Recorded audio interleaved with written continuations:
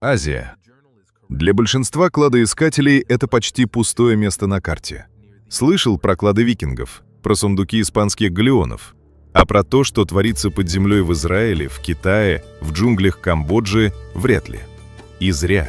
Именно там, на перекрестке всех древних торговых путей, зарыто, пожалуй, больше золота и серебра, чем где-либо еще на планете. Просто про это почти никто не снимает. Сегодня 15 историй. От пещеры в Самарии, где археолог случайно наткнулся на монеты забытого царя, до камбоджийского храма, откуда за одну ночь вынесли клад, который потом искали десятилетиями.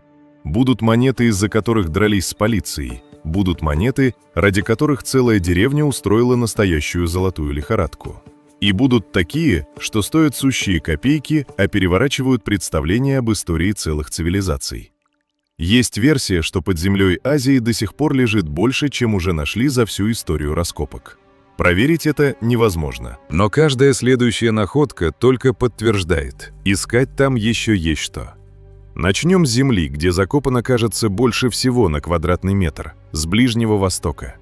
Восточный берег Кинерета, гора над водой, похожая по форме на лошадиную голову. Отсюда, собственно, и название – Сусита, лошадь на арамейском. Греки звали этот город Гиппос, ровно то же самое, только по-гречески. Основали его еще при Селевкидах в III-II веке до нашей эры. Потом Гиппос вошел в Декаполис, союз 10 греческих городов на границе с Иудеей, и пережил всех – римлян, византийцев, даже первых мусульманских завоевателей. В какой-то момент городом ненадолго завладел иудейский царь Александр Янай, да, тот самый, чьи монеты всплывут в следующем сюжете. История здесь любит закольцовываться. Но добила Гиппос не война. 18 января 749 года мощнейшее землетрясение сравняло город с землей, и жители его больше никогда не восстанавливали. Он просто остался стоять, точнее лежать, таким, каким его застала катастрофа. Именно на руинах этого города еще до землетрясения кто-то закопал золото. Археологи из Хайфского университета работали здесь рядом с массивным камнем, а оператор металлоискателя, сопровождавший экспедицию, проверял грунт перед тем, как копать дальше. И тут прибор буквально сходит с ума. Камень, у которого он стоял, вдруг проваливается в щель между двумя стенами, а там золото. Монета за монетой. «Я не мог поверить своим глазам», — говорил потом сам оператор. Когда все разобрали, вышло 97 золотых монет и десятки золотых серег с драгоценными камнями. Все поздневизантийское, примерно 7 век нашей эры, все монеты в отличной сохранности, будто их спрятали вчера. Кто прятал и почему, версий несколько. Может, зажиточная семья, испугавшаяся набега. Может, купец, не успевший вернуться за своим товаром. Точного ответа нет и, наверное, уже не будет. По весу металла клад тянет $1000 на $60, но это только цена лома. Как исторический комплекс, целая связка золотых монет плюс украшения в четком археологическом контексте, с точной датировкой, на глаз, с учетом редкости и сохранности, речь может идти о $300 000. Может больше. Такие вещи редко продаются целиком, обычно оседают в музеях. Раз уж заговорили про Александра Янная, вот его собственный клад. Иорданская долина. Придорожная станция вдоль старой дороги на крепость Александрион, ту самую, которую построил именно он, второй царь из династии Хасмонеев, правивший Иудеей со 103 по 76 год до нашей эры. Правителем он был не самым мягким. Расширил границы царства почти до Газы, взял Декаполис и Петру, те самые земли, где стоит Египос из прошлого сюжета. А когда против него взбунтовались фарисеи, и на помощь им пришел сирийский царь Деметрий III, Яной сначала бежал в горы, а потом вернулся и жестоко подавил восстание. 800 пленных фарисеев распяли в Иерусалиме, перед этим на их глазах казнив жен и детей. По разным подсчетам, в той гражданской войне погибло больше 50 000 человек. Есть версия, что сам царь во время расправы устроил пир в духе тех греческих тиранов, которых он по сути копировал. Вот с этим человеком и связаны найденные археологами Хайфского университета 160 монет. Все одного правителя, все одного периода. Звучит скромно на фоне этой кровавой истории, но специалисты в один голос говорят, клады монет именно Александра Янная – большая редкость, особенно если находка сделана в ходе официальных раскопок, а не выкопана черными копателями и растащена по коллекциям еще до того, как ее увидел хоть один ученый. Металл здесь простой – бронза. Стоимость лома можно даже не считать – копейки. Каждая отдельная монета на нумизматическом рынке долларов 20-40, не больше. Если посчитать весь клад целиком, выйдет 5-8, не более того. Но деньги тут вообще не главное. Главное – 160 монет одного царя, найденных на одном месте в целости. Для историков это не сумма в долларах, это готовая капсула времени от человека, который за свою жизнь успел и завоевать половину региона и утопить его в крови. Галилея – древнее поселение Хукок. Под землей здесь целая сеть тоннелей и укрытий, вырытых еще во время более ранних восстаний евреев против Рима.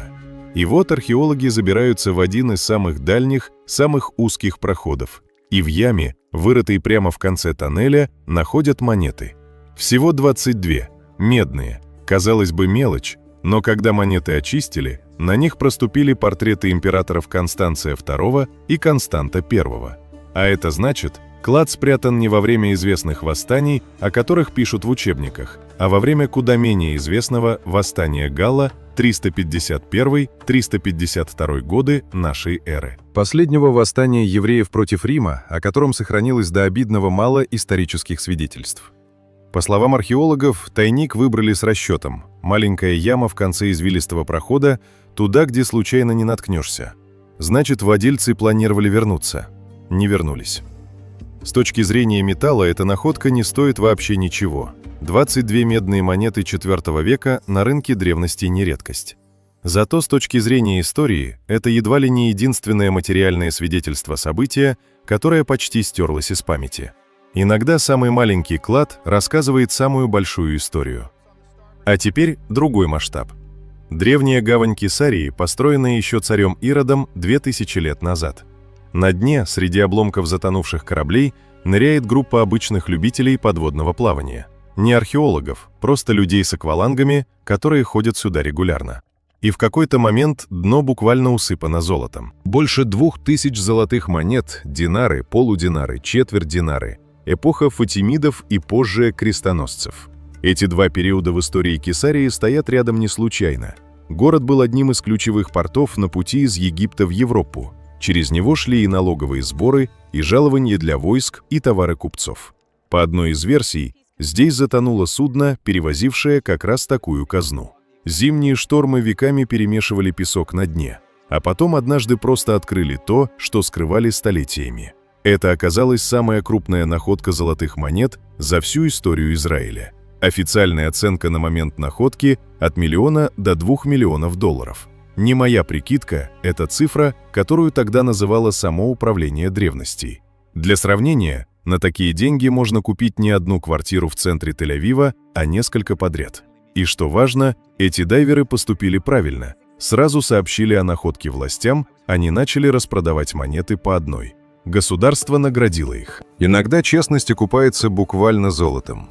Переходим в Турцию. Западное побережье, руины древнего греческого города Натион, южного порта области Иония, в 1,5 десятках километров от куда более известного Колофона. Место с историей.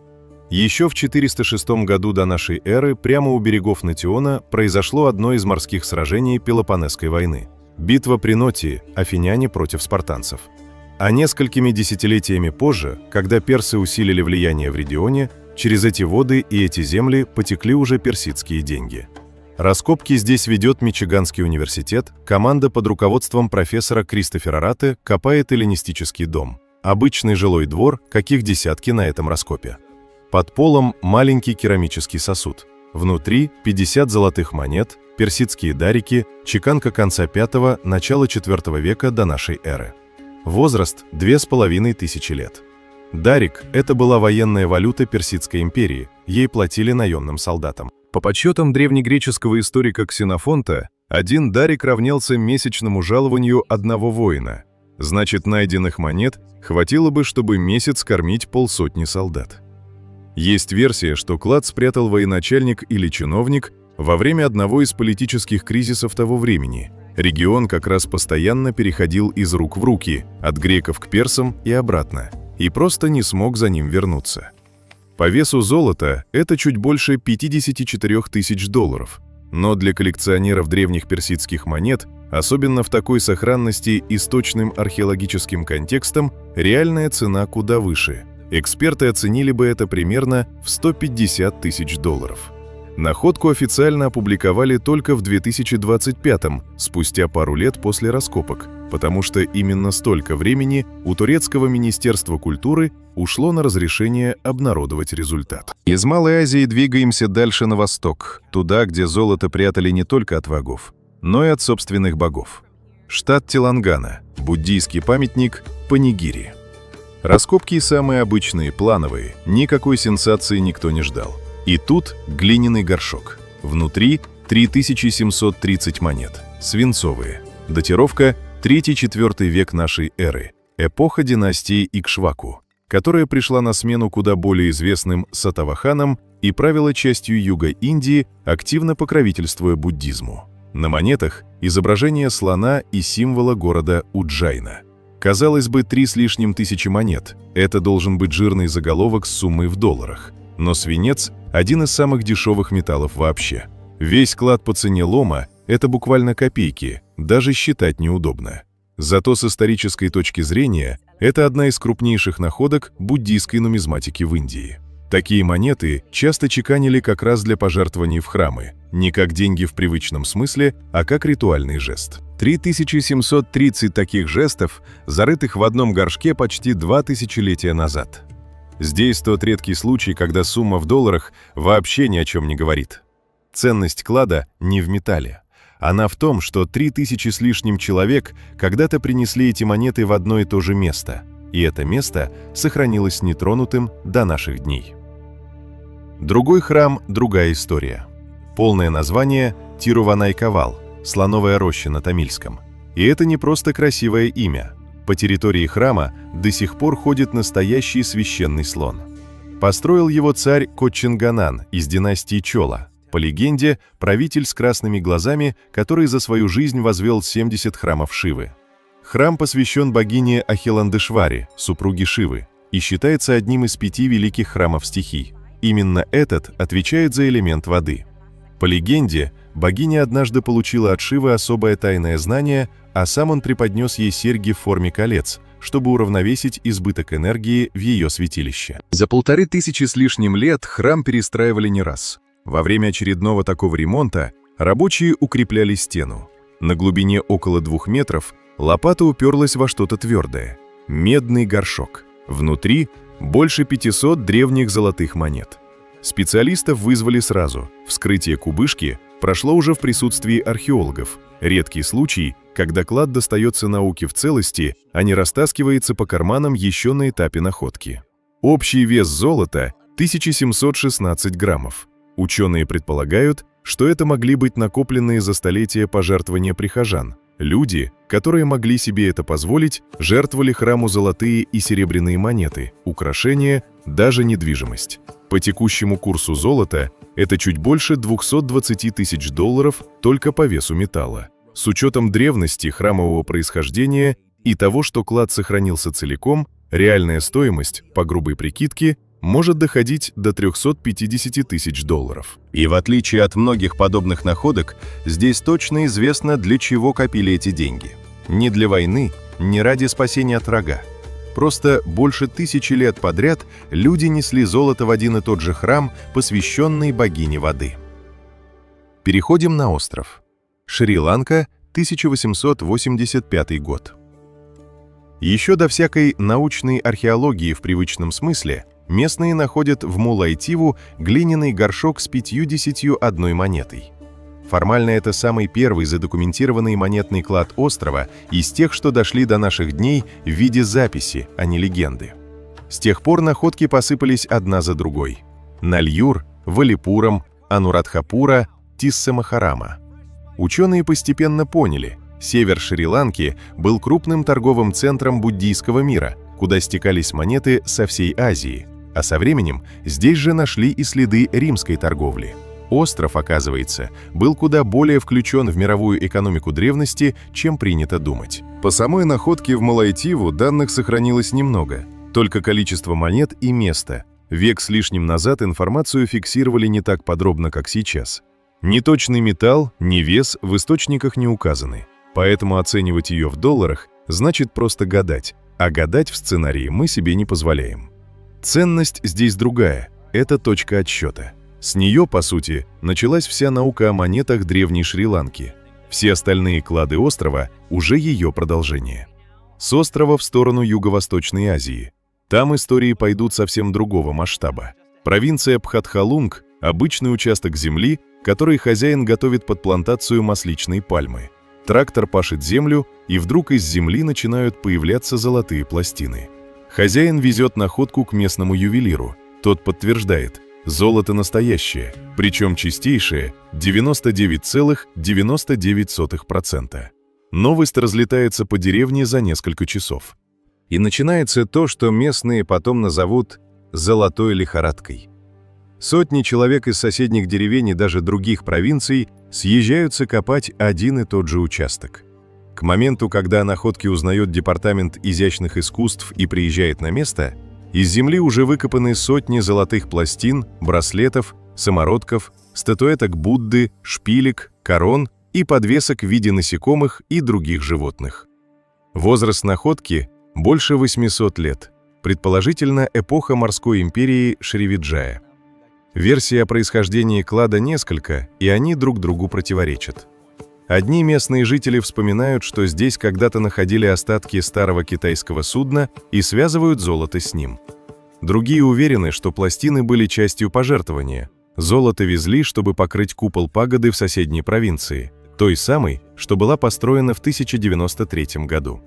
Третьи и вовсе рассказывают, что клад оставили японские солдаты, стоявшие здесь лагерем много позже, уже в 20 веке. Какая версия верна, так и осталось невыясненным. Часть золота успела уйти сингапурским покупателям еще до того, как власти оцепили участок. Например, один золотой посох ушел за 2 миллиона батов. Местный антиквар, скупавший часть находок до вмешательства властей, оценил все выкопанное золото в $1 миллиард батов. По курсу того времени это около 30 миллионов долларов. Важная оговорка – это не официальная государственная оценка, а мнение перекупщика, и значительная часть золота к моменту этой оценки уже разошлась по частным рукам, так что проверить цифру невозможно. Земля, где все это случилось, теперь официально изъята государством, хотя владелец участка требовал сначала выплатить ему компенсацию за экспроприацию. Местные жители до сих пор хотят построить на этом месте музей. После сильного шторма 2016 года океан выносит на берег Южного Таиланда одну единственную монету – золотую. Она застряла в корнях упавшего дерева, вырванного тем же штормом.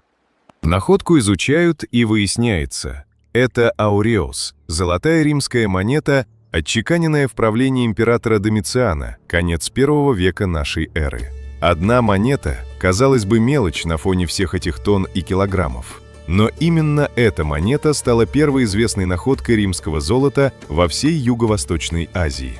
За сотни лет раскопок в регионе такого не встречали ни разу.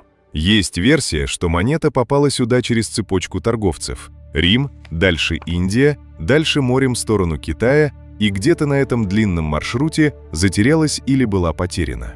Точно сказать невозможно. Слишком много посредников могло быть между Римом и этим берегом. Древние торговые пути через Индийский океан были куда оживленнее, чем принято думать.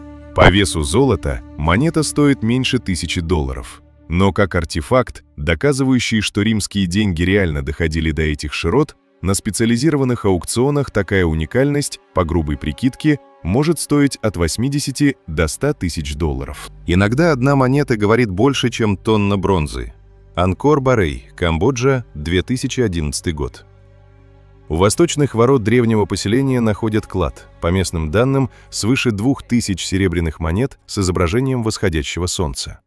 Это старейший известный тип монет всей Юго-Восточной Азии, редкость, аналогов которой, по словам исследователей, не находили больше века раскопок. Место, скорее всего, было частью дворцового комплекса Анкор-Барея, тогдашней столицы государства Фунань, которая контролировала торговлю в дельте Меконга и связывала между собой Индию и Китай. А дальше начинается печальная часть истории. Пока ученые добирались до места и организовывали изучение находки, большая часть клада разошлась по деревне, по перекупщикам, по частным коллекциям. Сегодня в музее Сосора в Пномпене хранится меньше сотни целых монет из тех 2 с лишним тысяч, что были найдены изначально. Остальное, судя по всему, было переплавлено или просто исчезло. Ученые, которые все-таки получили доступ к уцелевшим монетам, смогли выяснить удивительную вещь. Часть найденных экземпляров отливали не штамповкой, как в Риме или Индии, а в формах, то есть местные мастера копировали чужую валюту, приспосабливая ее под себя. Еще интереснее, похожие монеты нашли за 2000 километров во Вьетнаме и в Бангладеш, и на некоторых виден след одного и того же штампа. Значит, торговые связи в первом тысячелетии нашей эры были куда шире, чем принято думать. Металл здесь не главное, серебра там на 10-15 тысяч долларов, не больше. Главное – это, по сути, крупнейший клад древнейшей монеты региона, который наука почти упустила. Такое, увы, случается чаще, чем хотелось бы. Из джунглей Камбоджи в Китай. Здесь счет идет уже не на монеты, а на тонны. Автономный район Внутренняя Монголия, плановые раскопки. Археологи находят не просто клад, они находят целый монетный двор эпохи Хань, действовавший больше 2000 лет назад между II веком до нашей эры и I веком нашей эры. Вместе с мастерской – монеты. Много монет. Общий вес – 3,5 тонны. Плюс больше сотни литейных форм, тех самых, в которых когда-то отливали бронзовые деньги для целой империи. Империи Хань в то время принадлежала строжайшая монополия на чеканку, частная отливка монет каралась смертью, и именно поэтому найти официальный монетный двор, да еще и с монетами прямо на месте, редкость даже для Китая с его тысячами археологических раскопок.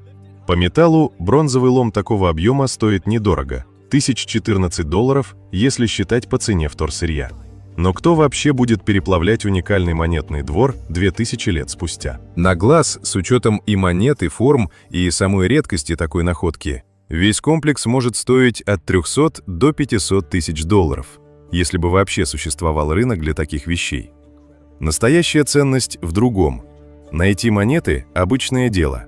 Найти вместе с ними место, где их отливали – редкость, которая случается, может быть, раз в поколение.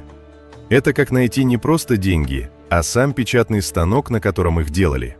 Похожая история, но масштаб чуть скромнее. Восточный Китай, официальные раскопки, агентство Синьхуа сообщает о находке – 1,5 тонны древних монет. Возраст примерно 1000 лет. По словам самих исследователей, в Древнем Китае подобные клады закапывали не только ради спасения от воров или войны. Иногда так прятали и фарфор, и металлические инструменты просто на сохранение, как своего рода банковскую ячейку, вырытую в земле.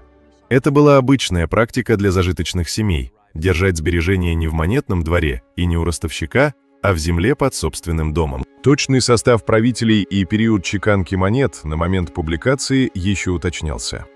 По металлу 1,5 тонны бронзы – это $1006-7 вторсырья. Эксперты, скорее всего, оценили бы такой клад в 150-250 тысяч долларов.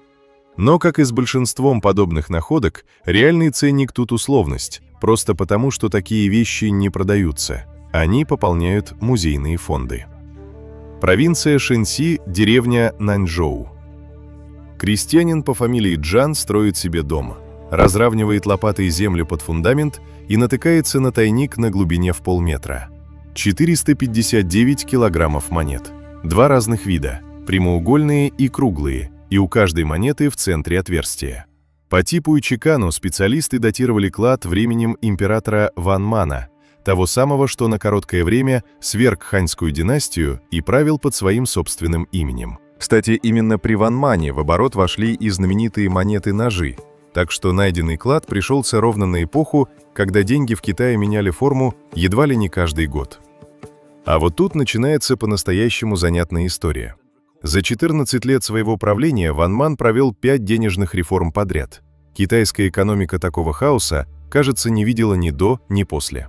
В какой-то момент он и вовсе приказал всей знати обменять личное золото на позолоченные бронзовые монеты-ножи, формально по установленному им курсу, а по факту это было изъятие драгметалла в казну под видом реформы. Аристократия обеднела, крестьяне задыхались от новых налогов, а недовольство копилось год за годом. Есть версия, что найденный клад как раз спрятанные от такого налогообложения деньги. Кто-то закопал все, что у него было, в землю, и, судя по всему, не смог вернуться. В 23 году нашей эры повстанческая армия захватила столицу. Ван Мана убили, а его денежная система рухнула вместе с ним. Монеты забрала полиция. По местным законам такие находки считаются государственной собственностью. Крестьянину по обычной практике положена компенсация, но какая именно, публично не разглашалась. Монеты Ван Мана редкие по форме. Коллекционеры ценят их выше обычной ханьской бронзы именно из-за короткого и хаотичного периода их обращения. На глаз, с учетом редкости формы, весь клад целиком может стоить от 400 до 500 тысяч долларов. Хотя, как обычно, с государственными изъятиями, в открытую продажу это, скорее всего, никогда не попадет. И последняя история. Снова Китай, провинция Цзянси, 2017 год. Деревня у реки Ганьцзян. Местные жители узнают о находке где-то поблизости и устраивают собственные раскопки. Без всякого разрешения, просто с лопатами. Выкапывают 500 килограммов монет эпохи Цин. И тут начинаются проблемы. Как только новость дошла до властей, на месте появилась полиция. Клад официально признали государственной собственностью, копателей – нарушителями закона об охране культурного наследия. Часть монет, по имеющимся данным, изъяли. Часть, судя по всему, успела разойтись по рукам еще до приезда полиции. По металлу 500 килограммов монет Цин – это довольно скромно – 1008-10 долларов. Монеты того периода чеканились массово и по отдельности стоят копейки. Грубая прикидка с учетом объема и исторического интереса – порядка 100-150 тысяч долларов. Но, честно говоря, эта история вообще не про деньги. Она про то, что происходит, когда находка случается не на официальных раскопках, а стихийно всей деревней. Юридически такой клад принадлежит государству, а фактически уже растворился в карманах десятков людей, и что где теперь оседает, не знает, наверное, уже никто. Вот и все 15. От Кинерета до китайской деревни у реки Ганьцзян золото, серебро, бронза, даже свинец, который стоит меньше, чем горшок, в котором его нашли. Что объединяет почти все эти истории, не сумма в долларах. Почти в каждой из них есть человек, который что-то прятал, боясь потерять. Военачальник в Турции, прихожане индийского храма, крестьянин, испугавшийся налогов Ван Мана. Все они рассчитывали вернуться, не вернулись, а земля хранила их деньги. Где-то 200 лет, где-то 1500, где-то почти 2500. И отдавала их совершенно случайно – трактористу, ныряльщику, археологу с металлоискателем в руках. Точные источники и официальные страницы музеев по каждой находке в описании под видео. Если было интересно, лучший способ поддержать канал – поделиться этим видео с тем, кому тоже нравятся такие истории.